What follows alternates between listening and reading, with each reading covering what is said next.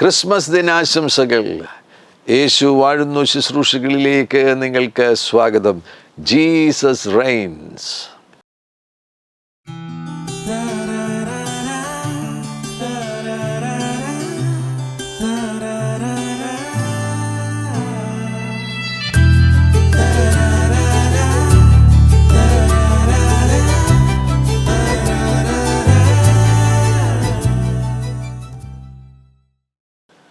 മഹത്വവും തേജസ്സും നിറഞ്ഞ ഒരു ക്രിസ്മസ് ദിനമായിരിക്കട്ടെ ഇന്നത്തെ ദിനം. കർത്താവാകുന്ന യേശു ക്രിസ്തു നിങ്ങളുടെ ഹൃദയങ്ങളിൽ ജനിച്ചിരിക്കുന്നു എങ്കിൽ എന്നും നിങ്ങൾക്ക് ക്രിസ്മസ് ആകുന്നു. ഡിസംബർ 25 മാത്രമല്ല, എല്ലാ ദിനവും ക്രിസ്മസ് ആഘോഷിക്കുവാൻ വേണ്ടി വിളിക്കപ്പെട്ടവരാകുന്നു യേശുവിനുള്ളവർ. യേശു ക്രിസ്തുവിനെ ഇതുവരെയും രക്ഷകനും കർത്താവുമായി സ്വീകരിച്ചിട്ടില്ലാത്തവർ ഈ ക്രിസ്മസ് ദിനത്തിൽ, ഈ അനുഗ്രഹിക്കപ്പെട്ട ദിനത്തിൽ യേശുവിനെ നിങ്ങളുടെ ഹൃദയങ്ങളിലേക്ക് സ്വാഗതം ചെയ്യുക. യേശുവിനെ രക്ഷകനും കർത്താവുമായി സ്വീകരിക്കുക. നിങ്ങളുടെ ഹൃദയങ്ങളിൽ യേശു ജനിക്കട്ടെ. നിങ്ങൾക്കിത് യഥാർത്ഥ ക്രിസ്മസ് ദിനമായി തീരട്ടെ. യേശുവിൻ്റെ ജനനം നിങ്ങളുടെ ഹൃദയങ്ങളിൽ സംഭവിക്കുകയാണെങ്കിൽ അനന്ത ഭാവികാല നിത്യത മുഴുവൻ യേശുവിനോടുകൂടെ വാഴുവാൻ കഴിയും. ഈ ഭൂമിയിലെ ജീവിതം താൽക്കാലികമല്ലേ. ഇന്ന് ഈ ഭൂമിയിൽ നാം കണ്ടുമുട്ടുന്നവരെ ചിലപ്പോൾ നമുക്ക് നാളെ കണ്ടുമുട്ടുവാൻ കഴിയുകയില്ല. എന്നാൽ അനന്തമാകുന്ന ഒരു ജീവിതമുണ്ട്. നിത്യ ജീവിതം യാഥാർത്ഥ്യമാകുന്നു. ഈ ഭൂമിയിലെ ജീവിതത്തിന് ശേഷമുള്ള ആ അനന്ത ഭാവികാല നിത്യത യാഥാർത്ഥ്യമാകുന്നു. അവിടെ എത്തിച്ചേരണമെങ്കിൽ യേശു നിങ്ങളുടെ ഹൃദയങ്ങളിൽ ജനിക്കണം. യേശു ഉള്ളവർക്ക് മാത്രമേ ആ അനന്ത ഭാവികാല നിത്യത സ്വന്തമാക്കുവാൻ കഴിയുകയുള്ളൂ. കാരണം അവിടുന്ന് രക്ഷകനാകുന്നുവല്ലോ. ബേത്ലഹേമിൽ യേശു ജനിച്ചപ്പോൾ രക്ഷകൻ ഈ ഭൂമിയിൽ ഭൂജാതനായി. രക്ഷകൻ, വീണ്ടെടുപ്പുകാരൻ, കർത്താവ്, രാജാവ്, സൗഖ്യദായകൻ, കരുണാമയൻ, വലിയവനാകുന്ന സൃഷ്ടിതാവാം ദൈവമാണ് ഈ ഭൂമിയിൽ മനുഷ്യനായി അവതരിച്ചത്. അതേ അത്ഭുതം തന്നെ ഇന്ന് യേശുവിനെ നിങ്ങൾ രക്ഷകനും കർത്താവുമായി സ്വീകരിക്കുകയാണെങ്കിൽ നിങ്ങളുടെ ഹൃദയങ്ങളിൽ സംഭവിക്കും. രക്ഷകൻ നിങ്ങളുടെ ഹൃദയത്തിൽ ജനിക്കുന്നു. വീണ്ടെടുപ്പുകാരൻ, രാജാതിരാജാവ്, കർത്താതി കർത്താവ്, സൗഖ്യദായകൻ, കരുണാമയൻ, സൃഷ്ടിതാവാം ദൈവം നിങ്ങളുടെ ഹൃദയത്തിൽ ജനിക്കുന്ന അത്ഭുതം ഇന്നത്തെ ദിവസം സംഭവിക്കട്ടെ. യേശുവുമായി വ്യക്തിപരമാകുന്ന ബന്ധമില്ലാത്തവർ യേശുവിനെ രക്ഷകനും കർത്താവുമായി സ്വീകരിക്കുക. യേശു ജനിച്ച സമയത്ത് 2000 വർഷങ്ങൾക്ക് മുന്നമേ യേശുവിൻ്റെ ജനന സമയത്ത് ഏഞ്ചലിക് ആക്ടിവിറ്റി വളരെ സജീവമായി. ദൂതന്മാരുടെ ഒരുപാട് പ്രവൃത്തികൾ നമുക്ക് സുവിശേഷങ്ങളിൽ കാണുവാൻ കഴിയുന്നുണ്ട്. ദൂതൻ മറിയയ്ക്ക് പ്രത്യക്ഷനാകുന്നു, ദൂതൻ യോസഫിന് പ്രത്യക്ഷനാകുന്നു. പിന്നീട് ഒരു കൂട്ടം ദൂതന്മാർ ആട്ടിടയന്മാരുടെ അരികിൽ കടന്നു വരുന്നു. അവിടെ വലിയ ആരാധന സംഭവിക്കുന്നു. അങ്ങനെ വലിയ ഏഞ്ചലിക് ആക്ടിവിറ്റി സംഭവിച്ച ഒരു സമയമായിരുന്നു യേശുക്രിസ്തുവിൻ്റെ ജനന സമയം. സമാനമാകുന്ന കാര്യങ്ങൾ ഈ ദിനങ്ങളിൽ സംഭവിക്കട്ടെ. ദൈവദൂതന്മാരുടെ സജീവമാകുന്ന ശുശ്രൂഷകൾ അനുഭവിക്കുവാൻ നിങ്ങൾക്ക് ഓരോരുത്തർക്കും ഇടവരട്ടെ എന്ന് പ്രാർത്ഥിക്കുന്നു. ദൈവദൂതന്മാരുടെ ശുശ്രൂഷകൾ ദൈവമക്കൾക്ക് എപ്പോഴും ലഭിച്ചുകൊണ്ടിരിക്കുകയാണ്. ലൂക്കോസിൻ്റെ സുവിശേഷം 2-ാമത്തെ അധ്യായത്തിൽ ബേത്ലഹേമിൽ യേശുവിൻ്റെ ജനനം നടക്കുന്ന ആ സമയം, അതിനെക്കുറിച്ചുള്ള വിശദീകരണങ്ങൾ നമുക്ക് കാണുവാൻ കഴിയുന്നുണ്ട്. ബേത്ലഹേം എന്ന പട്ടണത്തിൽ യോസഫ് മറിയമായിരുന്ന സന്ദർഭത്തിൽ 6-ാമത്തെ വാക്യത്തിൽ അവർ അവിടെ ഇരിക്കുമ്പോൾ അവൾക്ക് പ്രസവത്തിനുള്ള കാലം തികഞ്ഞു. അവൾ ആദ്യജാതനായ മകനെ പ്രസവിച്ചു. ശീലകൾ ചുറ്റി വഴിയമ്പലത്തിൽ അവർക്ക് സ്ഥലമില്ലായകയാൽ പശുത്തൊട്ടിയിൽ കിടത്തി. അന്ന് ആ പ്രദേശത്ത് ഇടയന്മാർ രാത്രിയിൽ ആട്ടിൻകൂട്ടത്തെ കാവൽ കാത്ത് വെളിയിൽ പാർത്തിരുന്നു. ആ ഇടയന്മാരുടെ അരികിലേക്കാണിതാ ദൂതന്മാർ കടന്നു ചെല്ലുന്നത്. ഒരു ദൂതനാണ് ആദ്യം കടന്നു ചെല്ലുന്നത്. പിന്നീട് ദൂതന്മാരുടെ ഒരു സംഘം തന്നെ അവിടെ വന്ന് അവർ ആരാധിക്കുന്നതും കാണുവാൻ കഴിയുന്നു. 9-ാം വാക്യത്തിൽ അപ്പോൾ കർത്താവിൻ്റെ ഒരു ദൂതൻ അവരുടെ അരികെ നിന്നു, കർത്താവിൻ്റെ തേജസ് അവരെ ചുറ്റി മിന്നി. യേശുക്രിസ്തുവിൻ്റെ ജനന സമയത്ത് സംഭവിച്ചിരിക്കുന്ന കാര്യങ്ങൾ ശ്രദ്ധിക്കുക. കർത്താവിൻ്റെ തേജസ്, വലിയവനാകുന്ന ദൈവത്തിൻ്റെ തേജസ് ഇതാ ഇടയന്മാരെ ചുറ്റി മിന്നുന്നു. ഒരു ദൂതൻ വന്നപ്പോൾ തന്നെ ആ ദൂതൻ തേജസ് വഹിക്കുന്ന വ്യക്തിയാകുന്നുവല്ലോ. ദൈവത്തിൻ്റെ സാന്നിധ്യത്തിൽ നിന്നല്ലേ ദൂതൻ വരുന്നത്. തേജോമയനാകുന്ന ദൈവത്തിൻ്റെ അരികിൽ നിൽക്കുന്ന ദൂതന്മാരിലേക്കും തേജസ്സിൻ്റെ സ്വാധീനമുണ്ട്. തേജസ് അവരെയും മൂടുകയാണ്. അവരും വെളിച്ചം വഹിക്കുന്നവരാകുന്നു. അതിനാൽ അവർ വന്നപ്പോൾ ഇതാ ഈ ഇടയന്മാരുടെ അരികിലും അതേ തേജസ് തന്നെ ചുറ്റിമിന്നുകയാണ്. യേശുവിൻ്റെ ജനനസമയത്ത് അത് സംഭവിച്ചു എങ്കിൽ യേശുവിനെ വഹിക്കുന്ന നിങ്ങൾ എല്ലാവരും ദൈവത്തിൻ്റെ തേജസ്സിനെ അനുഭവിക്കുവാൻ വേണ്ടി വിളിക്കപ്പെട്ടവരാകുന്നു. കാബോദ്, തേജസ് എന്ന വാക്ക് എബ്രായ ഭാഷയിൽ കാബോദ് എന്ന വാക്കാണ് ഉപയോഗിച്ചിരിക്കുന്നത്. യവനായ ഭാഷയിൽ ഡോക്സ എന്ന വാക്കാണ് ഉപയോഗിച്ചിരിക്കുന്നത്. ആ മഹിമ നിങ്ങളെ മൂടുവാൻ പോകുന്നു. 2 കൊരിന്ത്യർ അതിൻ്റെ 3-ാമത്തെ അധ്യായത്തിൽ 18-ാമത്തെ വാക്യത്തിൽ, എന്നാൽ മൂടുപടം നീങ്ങിയ മുഖത്ത് കർത്താവിൻ്റെ തേജസ്സിനെ കണ്ണാടി പോലെ പ്രതിബിംബിക്കുന്നവരായി നാം എല്ലാവരും ആത്മാവാകുന്ന കർത്താവിൻ്റെ ദാനമായി തേജസ്സിന്മേൽ തേജസ് പ്രാപിച്ച് അതേ പ്രതിമയായി രൂപാന്തരപ്പെടുന്നു. അതാണ് നമ്മുടെ കോളിംഗ് എന്ന് പറയുന്നത്. തേജസ്സിന്മേൽ തേജസ് പ്രാപിക്കുവാൻ വേണ്ടിയാണ് അവിടുന്ന് നമ്മെ വിളിച്ചിരിക്കുന്നത്. പുതിയ നിയമ ശുശ്രൂഷ തന്നെ തേജസ്സിൻ്റെ ശുശ്രൂഷയാകുന്നുവല്ലോ. ചെറിയ നിലയിലുള്ള തേജസ്സല്ല, വലിയ നിലയിലുള്ള തേജസ് എന്നാണ് നമുക്ക് കാണാൻ കഴിയുന്നത്. പഴയ നിയമത്തിലെ ശുശ്രൂഷ തന്നെ തേജസ്സിൻ്റെ ശുശ്രൂഷയായിരുന്നു. അങ്ങനെയാണെങ്കിൽ അതുകൊണ്ടല്ലേ മോശ പർവ്വതത്തിൻ്റെ മുകളിൽ നിന്ന് ഇറങ്ങി വരുന്ന സമയത്ത് അവർക്ക് മോശയുടെ മുഖത്ത് നോക്കുവാൻ കഴിഞ്ഞില്ല. മോശയുടെ മുഖം ദൈവത്തിൻ്റെ തേജസ് കൊണ്ട് നിറഞ്ഞിരുന്നതിനാൽ സൂര്യനെ പോലെ മോശയുടെ മുഖം പ്രകാശിക്കുകയായിരുന്നു. അവർക്ക് നോക്കാൻ കഴിയാതെ വന്നതുകൊണ്ടാണ് മോശ ഒരു മൂടുപടം കൊണ്ട് മുഖം മൂടിയത്. പഴയ നിയമത്തിലെ ശുശ്രൂഷ തന്നെ തേജസ്സുള്ള ശുശ്രൂഷയായിരുന്നുവെങ്കിൽ പുതിയ നിയമ ശുശ്രൂഷ അധികം തേജസ്സുള്ളതാകുന്നു. അധികം തേജസ് പുറപ്പെടുന്ന ഈ ശുശ്രൂഷയിൽ നിന്ന് ദൈവത്തിൻ്റെ തേജസ് ഓരോ ദൈവമക്കളെയും മൂടുന്നതിനാൽ നാം ഓരോരുത്തരും തേജസ്സിന്മേൽ തേജസ് പ്രാപിക്കുവാൻ വേണ്ടി വിളിയുള്ളവരാകുന്നു. ഗ്ലോറി ക്യാരിയേഴ്സായിട്ട് ഈ ഭൂമിയിൽ ജീവിക്കുവാൻ വേണ്ടി കർത്താവ് നമ്മെ കണ്ടിരിക്കുകയാണ്. ഈ ക്രിസ്മസ് ദിനത്തിൽ ഒരിക്കൽ കൂടെ നിങ്ങളിലുള്ള തേജസ് സജീവമാകട്ടെ. എന്നാൽ മൂടുപടം നീങ്ങിയ മുഖത്ത് കർത്താവിൻ്റെ തേജസ്സിനെ കണ്ണാടി പോലെ പ്രതിബിംബിക്കുന്നവരായി നാം എല്ലാവരും ആത്മാവാകുന്ന കർത്താവിൻ്റെ ദാനമായി തേജസ്സിന്മേൽ തേജസ് പ്രാപിച്ച് അതേ പ്രതിമയായി രൂപാന്തരപ്പെടുന്നു. ക്രിസ്മസ് ദിനത്തിൽ തേജസ്സിൻ്റെ പ്രാധാന്യം ഒരിക്കൽ കൂടെ പരിശുദ്ധാത്മാവ് നമ്മെ ഓർപ്പിക്കുകയാണ്. ലൂക്കോസിൻ്റെ സുവിശേഷം 2-ാമത്തെ അധ്യായത്തിലേക്ക് മടങ്ങി വരുമ്പോൾ അവിടെ നമുക്ക് കാണാൻ കഴിയുന്നുണ്ട്, ദൂതൻ അവരോട് പറയുകയാണ്, ഭയപ്പെടേണ്ട. ക്രിസ്മസ് യാഥാർത്ഥ്യമാകുമ്പോൾ ക്രിസ്മസിൻ്റെ അന്തരീക്ഷത്തിൽ ജീവിക്കുമ്പോൾ എപ്പോഴും ക്രിസ്മസിൻ്റെ അന്തരീക്ഷത്തിൽ ജീവിക്കണം. യേശുക്രിസ്തുവിൻ്റെ സാന്നിധ്യത്തിൽ ജീവിക്കുന്നവർ എപ്പോഴും ക്രിസ്മസിൻ്റെ ആവാസ വ്യവസ്ഥയിൽ ജീവിക്കുന്നവരാണ്, എൻവയോൺമെൻറ്റിൽ ജീവിക്കുന്നവരാണ്, ക്രിസ്മസിൻ്റെ അന്തരീക്ഷത്തിൽ ജീവിക്കുന്നവരാണ്. ക്രിസ്മസിൻ്റെ അന്തരീക്ഷത്തിൽ ജീവിക്കുന്നവർക്ക് ഭയപ്പെടേണ്ട കാര്യമില്ല. അതാണ് ദൂതൻ പറയുന്നത്, ഭയപ്പെടേണ്ട. ഭയം, ഭാവിയെക്കുറിച്ചുള്ള ഭയം, ഏതെങ്കിലും കാര്യങ്ങളെക്കുറിച്ചുള്ള ഭയം സ്വാധീനിക്കുന്ന ആരെങ്കിലും ഉണ്ടെങ്കിൽ ഈ ക്രിസ്മസ് ദിനത്തിൽ വചനം വെളിപ്പെട്ട് കിട്ടട്ടെ. ക്രിസ്മസിൻ്റെ അന്തരീക്ഷത്തിൽ ജീവിക്കുന്നവർക്ക്, ക്രിസ്മസിൻ്റെ എൻവയോൺമെൻറ്റിൽ ജീവിക്കുന്നവർക്ക് ഭയപ്പെടേണ്ട കാര്യമില്ല. കാരണം യേശു നിങ്ങളുടെ കൂടെയുണ്ട്. എപ്പോഴും യേശു നിങ്ങളുടെ കൂടെയുണ്ട്. ശിഷ്യന്മാർ സഞ്ചരിച്ച ആ വള്ളത്തിൽ, ആ ബോട്ടിൽ, ആ തോണിയിൽ അവർ തിരമാലയും കാറ്റും അടിച്ച സന്ദർഭത്തിൽ ഭയപ്പെട്ടു പോയില്ലേ? എന്നാൽ യേശു അവിടെ ഉണ്ടായിരുന്നു. യേശു ആ പടകിൽ കിടന്നുറങ്ങുകയായിരുന്നു. യേശു ഉള്ളിടത്ത് ഭയപ്പെടേണ്ട കാര്യമുണ്ടോ? അവർ ഭയപ്പെട്ടു പോയി. ഇതേപോലെയാണ് നമ്മളും. സാഹചര്യങ്ങൾ നമുക്ക് പ്രതികൂലമായി തീരുന്ന സന്ദർഭത്തിൽ പെട്ടെന്ന് നമ്മൾ ഭയപ്പെട്ടു പോകും. എന്നാൽ യഥാർത്ഥ ക്രിസ്മസിൽ ജീവിക്കുന്നവർ, ക്രിസ്മസ് എല്ലാ ദിവസവും യേശുക്രിസ്തുവിനെ രക്ഷകനും കർത്താവുമായി സ്വീകരിച്ചവർക്ക് ക്രിസ്മസ് എല്ലാ ദിവസവുമാണ്. ക്രിസ്മസിൻ്റെ അന്തരീക്ഷത്തിൽ ജീവിക്കുന്നവർക്ക് ഭയപ്പെടേണ്ട.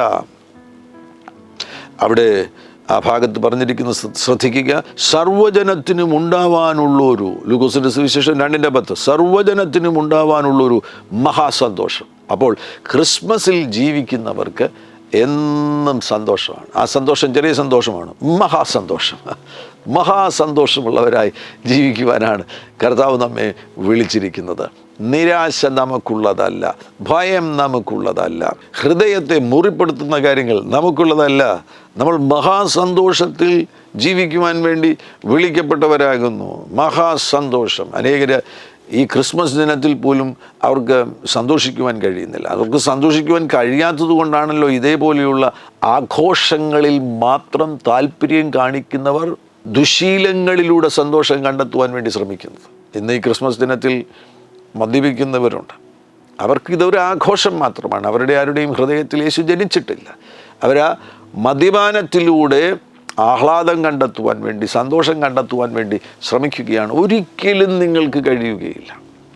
അത്തരത്തിലുള്ള ഒരു വസ്തുവിലൂടെയും നിങ്ങൾക്ക് നിങ്ങളുടെ ശരീരത്തിൽ താൽക്കാലികമായി ഒരു സുഖത്തിൻ്റെ പ്രചോദനം നൽകുന്ന ഒന്നിലൂടെയും നിങ്ങൾക്ക് സന്തോഷം അനുഭവിക്കുവാൻ കഴിയത്തില്ല. പരിശുദ്ധാത്മാവാകുന്നു സന്തോഷത്തിൻ്റെ സ്രോതസ് എന്ന് പറയുന്നത്.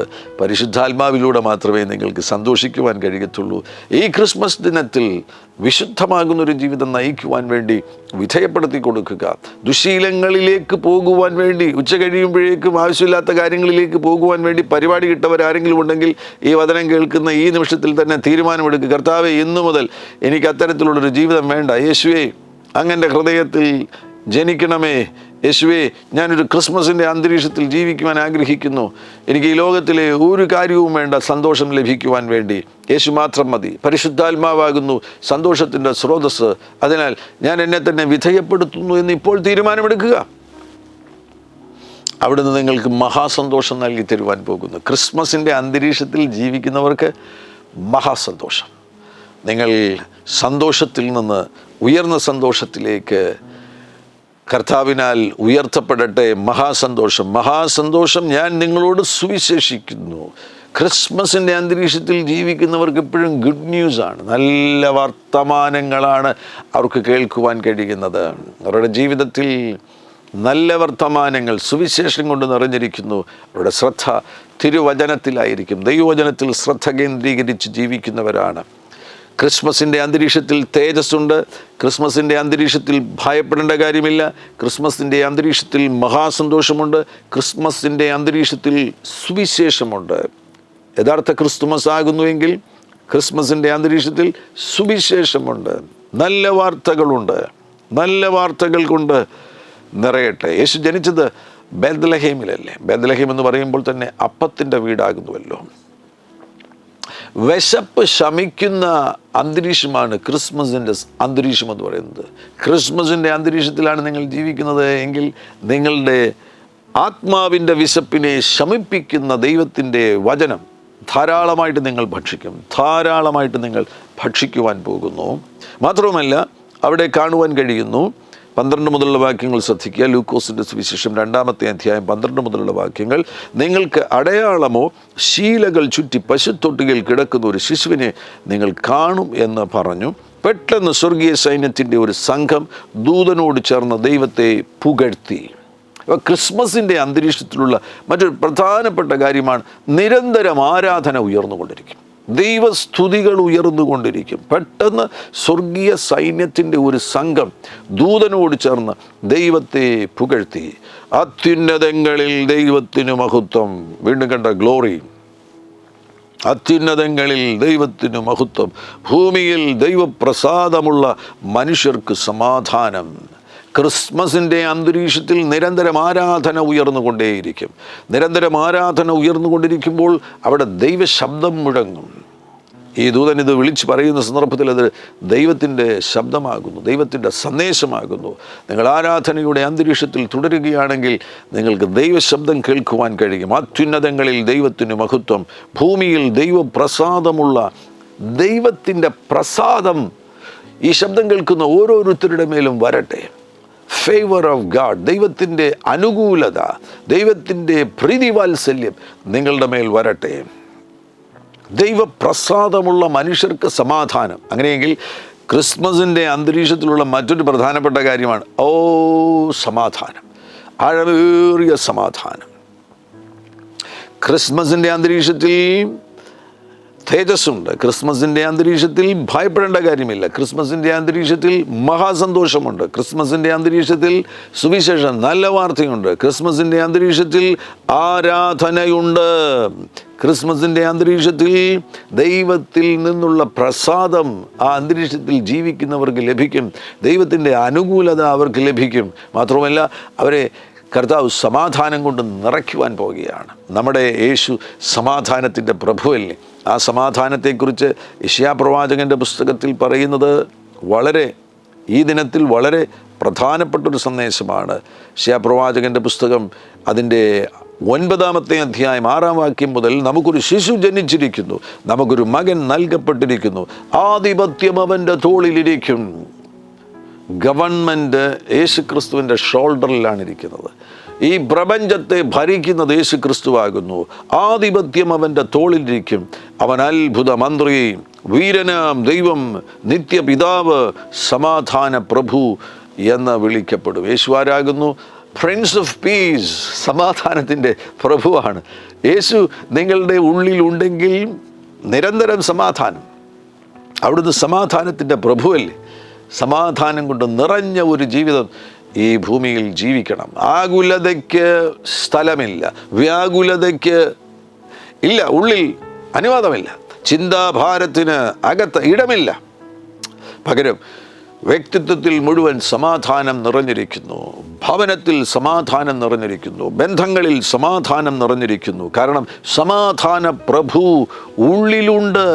സമാധാന പ്രഭു ഉള്ളിലുള്ളതിനാൽ, 7-ാം വാക്യം ശ്രദ്ധിക്കുക, അവൻ്റെ ആധിപത്യത്തിൻ്റെ വർധനയ്ക്കും അവൻ്റെ ഗവൺമെൻറ്റിൻ്റെ വർധനയ്ക്കും സമാധാനത്തിനും, സമാധാനം വർദ്ധിക്കുന്നതാണ്. ഈ ഭൂമിയിൽ നമ്മെ സംബന്ധിച്ചിടത്തോളം ഒരുപാട് സാഹചര്യങ്ങൾ നമുക്ക് വിരോധമായി നിൽക്കുന്നത് കൊണ്ട് ചിലപ്പോൾ സമാധാനത്തിൻ്റെ, സ്വർഗത്തിന് സമാനമാകുന്ന സമാധാനം അനുഭവിക്കുവാൻ കഴിഞ്ഞെന്ന് വരില്ല. സമാധാനത്തിൽ വർദ്ധിക്കുകയാണ്. വചനത്തിൽ നിന്ന് ലഭിക്കുന്ന വെളിപ്പാടുകൾ സ്വീകരിക്കുമ്പോൾ അകത്തു പരിവർത്തനങ്ങൾ സംഭവിക്കുന്ന സന്ദർഭത്തിൽ സമാധാനത്തിൽ വർദ്ധിക്കുന്നു. അവിടുത്തെ ആധിപത്യത്തിൻ്റെ വർധനയ്ക്കും സമാധാനത്തിനും അവസാനമുണ്ടാകുകയില്ല. Glory to Jesus. ഇന്നത്തെ ഈ ദിനത്തിൽ, ഇത് ക്രിസ്മസ് ദിനമാകുന്നുവല്ലോ, ഈ ക്രിസ്മസ് ദിനത്തിൽ ദൈവത്തിൻ്റെ വചനത്തിലൂടെ നിങ്ങൾക്ക് ലഭിക്കുന്ന വെളിപ്പാട്, യേശുക്രിസ്തു ഉള്ളവർക്ക് എല്ലാ ദിവസവും ക്രിസ്മസ് ദിവസമാകുന്നു. എല്ലാ ദിവസവും ക്രിസ്മസ് ദിവസമാകുന്നു. തേജസ് അവരുടേതാകുന്നു. ക്രിസ്മസിൻ്റെ അന്തരീക്ഷത്തിൽ ജീവിക്കുന്നവരുടേതാകുന്നു തേജസ്. അവർക്ക് നിരന്തരമായിട്ട് യേശുക്രിസ്തുവിൽ അവർ ആശ്രയിക്കുന്നതിനാൽ ഭയപ്പെടേണ്ട ആവശ്യമില്ല. ഭയരഹിതമാകുന്ന ഒരു ജീവിതം നയിക്കുവാൻ കഴിയും. ഭയരഹിതമായി ജീവിക്കണമെന്നാണ് കർത്താവ് നമ്മെക്കുറിച്ച് ആഗ്രഹിക്കുന്നത്. അവിടെ കൊണ്ട് തീരുന്നില്ല, മഹാസന്തോഷം കൊണ്ട് കർത്താവ് ആ പ്രിയപ്പെട്ടവരെ നിറയ്ക്കും. മഹാസന്തോഷം, നല്ല വാർത്തകൾ, സുവിശേഷം, നല്ല വർത്തമാനങ്ങളാണ് കേൾക്കുവാൻ പോകുന്നത്. വചനത്തിൽ ശ്രദ്ധ കേന്ദ്രീകരിക്കും. ആരാധന നിരന്തരമായി ഉയർന്നുകൊണ്ടിരിക്കുമ്പോൾ ദൈവത്തിൻ്റെ ശബ്ദം കേൾക്കും. ദൈവത്തിൻ്റെ ശബ്ദം കേൾക്കുമ്പോൾ തന്നെ അവർക്ക് ദൈവത്തിൽ നിന്നുള്ള ഫേവർ ലഭിക്കുന്നു, അനുകൂലത ലഭിക്കുന്നു. അവിടെ കൊണ്ട് തീരുന്നില്ല, സമാധാനം കൊണ്ട് നിറഞ്ഞ ഒരു ജീവിതം. ഈ ക്രിസ്മസ് ദിനത്തിൽ സമാധാനം കൊണ്ട് നിറഞ്ഞ ഒരു ജീവിതം. ഹല്ലേലൂയ.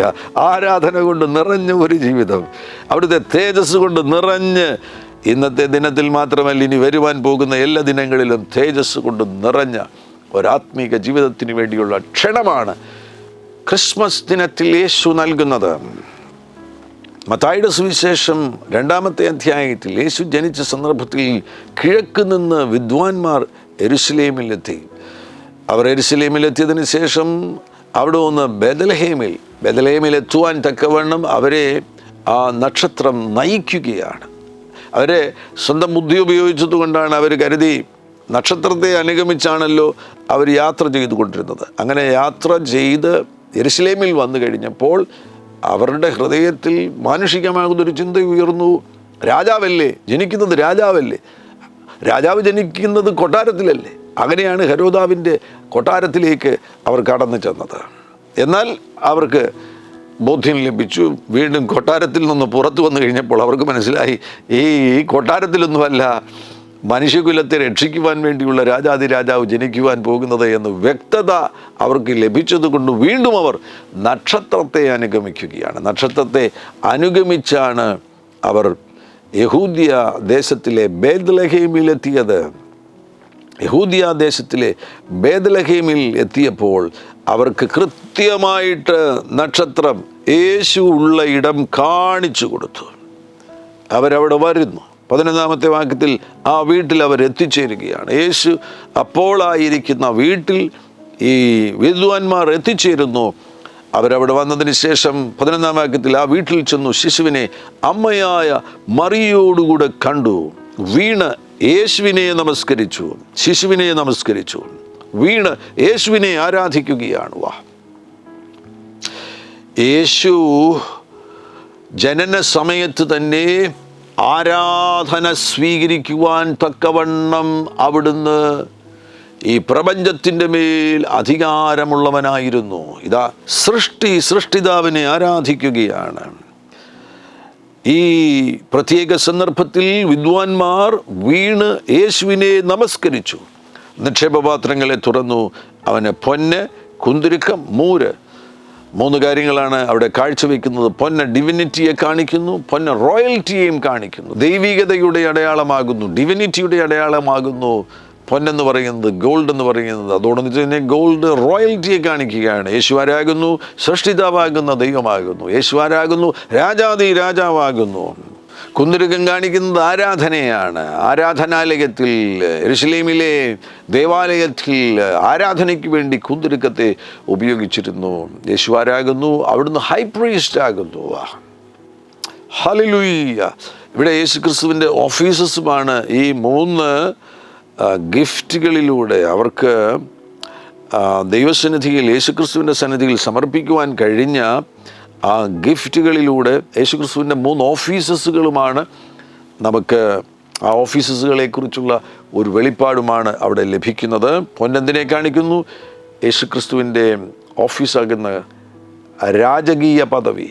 യേശു കിങ് ആകുന്നു, യേശു രാജാവാകുന്നു, യേശുക്രിസ്തു രാജാവാകുന്നു.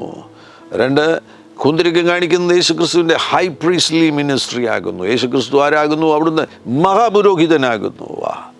അവിടുന്ന് മഹാപുരോഹിതനാകുന്നു എന്നത് നമുക്ക് ലഭിക്കുന്ന ആ സന്ദേശം എന്ന് പറയുന്നത്. അതിനാൽ അവിടുത്തെ സന്നിധിയിൽ ഉയരേണ്ടത് ആരാധനയാണ്. കുന്തിരുക്കം ആരാധനയെ കാണിക്കുന്നു. മൂരെന്ന് പറയുന്നത് യഥാർത്ഥത്തിൽ അന്നത്തെ കാലത്ത് മൃതദേഹങ്ങളെ അനോയിൻറ്റ് ചെയ്യുവാൻ വേണ്ടി, മൃതദേഹങ്ങളുടെ മുകളിൽ പൂശുവാൻ വേണ്ടിയുള്ള ഒരു വിശേഷമാകുന്ന കാര്യമായിരുന്നു മൂരെന്ന് പറയുന്നത്. അത് യേശുക്രിസ്തുവിൻ്റെ പ്രോഫറ്റിക് മിനിസ്ട്രിയും കാണിക്കുന്നു. യേശു പ്രവാചകനാകുന്നു. മാത്രമല്ല, യേശു മനുഷ്യകുലത്തിൻ്റെ രക്ഷയ്ക്ക് വേണ്ടി, സത്യം നടപ്പിലാക്കുന്നതിന് വേണ്ടി, ഈ പ്രപഞ്ചത്തിൽ അവിടുന്ന് സത്യവാനാകുന്നു. അവിടുന്ന് സത്യമാകുന്നതിനാൽ അവിടുത്തെ സത്യം ഈ ഭൂമിയിൽ നടപ്പിലാക്കുന്നതിന് വേണ്ടി അവിടുന്ന് നമുക്ക് വേണ്ടി പരമയാഗമായി തീരുമെന്നുള്ളൊരു സന്ദേശം കൂടിയാണ് മൂരിൽ നിന്ന് ലഭിക്കുന്നത്.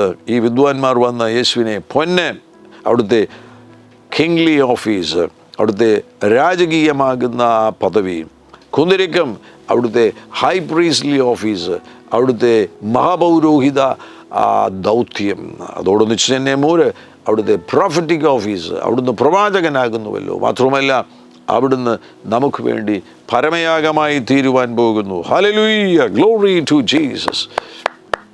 വിശ്വസിക്കുക, ഈ ക്രിസ്മസ് ദിനം നിങ്ങളുടെ ജീവിതത്തിൽ മഹാത്ഭുതങ്ങൾ നിറഞ്ഞ ദിവസമായി തീരട്ടെ. ഈ പ്രത്യേക ദിനങ്ങളിലെല്ലാം ആഘോഷമുയരട്ടെ. നിങ്ങളിൽ നിന്ന് ദൈവസന്നിധിയിൽ ആരാധന ഉയരട്ടെ. ഹല്ലേലൂയ. ഈ പറഞ്ഞ ഗുണമേന്മകളെല്ലാം കർത്താവിൽ നിന്ന് പ്രാപിക്കുവാൻ തക്കവണ്ണമായിട്ട് യേശുവിനോട് അടുത്തു വരുന്ന ദിവസങ്ങളായി തീരട്ടെ. ഈ ഭാഗത്ത് പറഞ്ഞിരിക്കുന്ന രാജകീയ അധികാരം ഈ ശബ്ദം കേൾക്കുന്ന ഓരോരുത്തരിലൂടെയും പുറപ്പെടട്ടെ.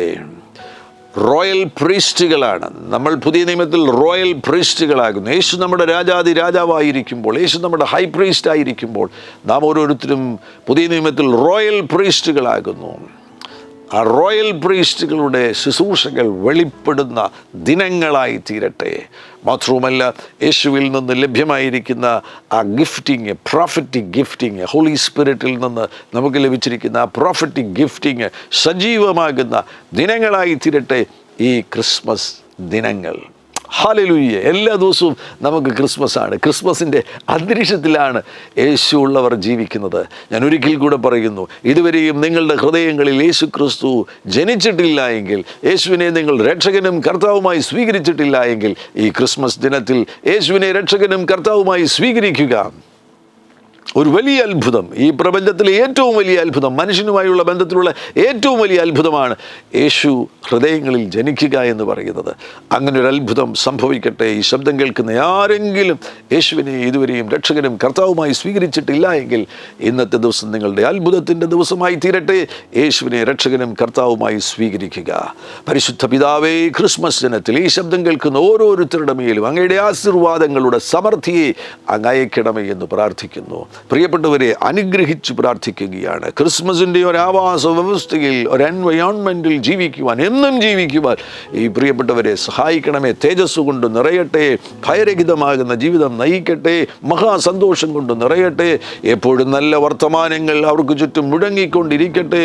യേശുവിൻ നാമത്തിൽ ആരാധന നിരന്തരമായി ഉയർത്തട്ടെ, സമാധാനം കൊണ്ട് നിറയട്ടെ. ഇവരിലുള്ള രാജകീയ പുരോഹിതന്മാർ എഴുന്നേൽക്കട്ടെ, അധരത്തിൽ നിന്ന് സിംഹഗർജനങ്ങൾ മുടങ്ങട്ടെ. ഈ പ്രിയപ്പെട്ടവരിൽ സജീവമാകട്ടെ പ്രവചന ശുശ്രൂഷ. അത്ഭുതങ്ങൾ അങ്ങ് ചെയ്യുന്നതിനായി സ്തോത്രം ചെയ്യുന്നു. പിതൃപുത്ര പരിശുദ്ധാത്മനാമത്തിൽ അനുഗ്രഹിക്കുന്നു. രോഗികൾ യേശുവിൻ നാമത്തിൽ സൗഖ്യമാകട്ടെ. ജീവിതത്തിൽ വ്യഥയിലും വേദനയിലൂടെയും കടന്നു പോകുന്നവർ, സാമ്പത്തിക ഞെരുക്കത്തിലൂടെ കടന്നു പോകുന്നവർ ഇപ്പോൾ വിടുവിക്കപ്പെടട്ടെ. യേശുവിൻ നാമത്തിൽ ജോലിയില്ലാത്തവർക്ക് ജോലി ലഭിക്കട്ടെ. എല്ലാ മേഖലകളിലും ഈ പ്രിയപ്പെട്ടവർ അനുഗ്രഹിക്കട്ടെ. അങ്ങ് അത്ഭുതങ്ങളെ ചെയ്തിരിക്കുന്നതിനായി സ്തോത്രം ചെയ്യുന്നു. സകല മഹത്വവും സ്തുതിയും സ്തോത്രവും അങ്ങയ്ക്ക് യേശു ക്രിസ്തുവിൻ നാമത്തിൽ തന്നെ. ആമേൻ. ഒരിക്കൽ കൂടെ ക്രിസ്മസ് ദിനാശംസകൾ. ഈ സന്ദേശം നിങ്ങൾ തീർച്ചയായിട്ടും മറ്റുള്ളവരുമായി പങ്കുവയ്ക്കണം. കർത്താവാകുന്ന യേശു നിങ്ങളുടെ കൂടെ ഇരിക്കട്ടെ. God bless you. ആമേൻ.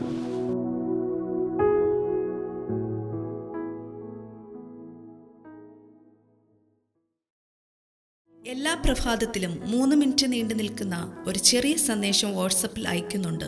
നിങ്ങൾക്കത് ലഭിക്കണമെന്ന ആഗ്രഹമുണ്ടെങ്കിൽ സ്ക്രീനിൽ കാണുന്ന നമ്പറിൽ ഒരു മെസ്സേജ് അയയ്ക്കുക. ഞങ്ങളുടെ ഓൺലൈൻ റേഡിയോ ആയ ജീസസ് റൈൻസ് റേഡിയോയുടെ ആപ്പ് ഇതുവരെയും ഡൗൺലോഡ് ചെയ്തിട്ടില്ല എങ്കിൽ പ്ലേ സ്റ്റോറിലും ആപ്പ് സ്റ്റോറിലും ലഭ്യമാണ്. ജീസസ് റൈൻസ് റേഡിയോ എന്ന് ടൈപ്പ് ചെയ്ത ശേഷം സെർച്ച് ചെയ്യുക. ആപ്പ് നിങ്ങൾ ഇപ്പോൾ തന്നെ ഡൗൺലോഡ് ചെയ്താലും. എല്ലാ പ്രഭാതത്തിലും 4 മണിക്ക് ടങ്സ് പ്രെയർ ഉണ്ടായിരിക്കുന്നതാണ്. നിങ്ങളുടെ ആത്മീയ വർധനവിനായി ദയവായി സൂമിൽ ജോയിൻ ചെയ്താലും. മീറ്റിംഗ് ID സ്ക്രീനിൽ നിങ്ങൾക്ക് ലഭ്യമാണ്. അതോടൊപ്പം തന്നെ എല്ലാ ബുധനാഴ്ചയും രാത്രി 10 മുതൽ 1 മണി വരെ നൈറ്റ് പ്രെയർ ഉണ്ടായിരിക്കുന്നതാണ്. നമുക്ക് ഒരുമിച്ച് രാജ്യങ്ങൾക്ക് വേണ്ടി പ്രാർത്ഥിക്കാം. ദയവായി സൂമിൽ ജോയിൻ ചെയ്താലും. ഈ യൂട്യൂബ് ചാനൽ നിങ്ങൾ ഇതുവരെയും സബ്സ്ക്രൈബ് ചെയ്തിട്ടില്ല എങ്കിൽ ഇപ്പോൾ തന്നെ സബ്സ്ക്രൈബ് ചെയ്യുക. ശേഷം ബെൽ ബട്ടൺ അമർത്താൻ മറക്കല്ലേ. ഈ സന്ദേശം മറ്റുള്ളവരിലേക്ക് അനുഗ്രഹമാകാൻ ഷെയർ ചെയ്താലും. കർത്താവ് നിങ്ങളെ ധാരാളമായി അനുഗ്രഹിക്കട്ടെ.